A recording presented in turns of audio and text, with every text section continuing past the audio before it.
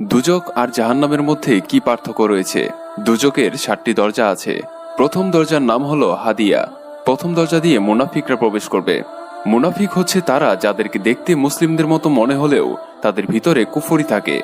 দ্বিতীয় দরজার নাম হচ্ছে জাহিম, যেখানে মুশরিকেরা প্রবেশ করবে। মুশরিক হচ্ছে সেই মানুষগণ যাদের অন্তরে শিরক রয়েছে। তৃতীয় দরজার নাম হচ্ছে সাকার। এই দরজা দিয়ে ওই মানুষগুলো প্রবেশ করবে যারা আকাশের দিকে তাকিয়ে বিশেষ কোনো আলোর পূজা করে। চতুর্থ দরজার নাম হচ্ছে লাজা। এই দরজা দিয়ে শয়তান এবং তার অনুসারীরা প্রবেশ করবে। পঞ্চম দরজা হলো হুদমা, যেখানে ইহুদিরা প্রবেশ করবে। ষষ্ঠ দরজার নাম হচ্ছে সাইর। সাইরে যাবে যারা ঈসা আলাইহিসসালামকে আল্লাহর পুত্র হিসেবে মানে। এবং সবশেষে সপ্তম দরজা হলো জাহান্নাম, যেখানে হযরত মুহাম্মদ সাল্লাল্লাহু আলাইহি ওয়াসাল্লামের গুনাহগার উম্মতেরা যাবে।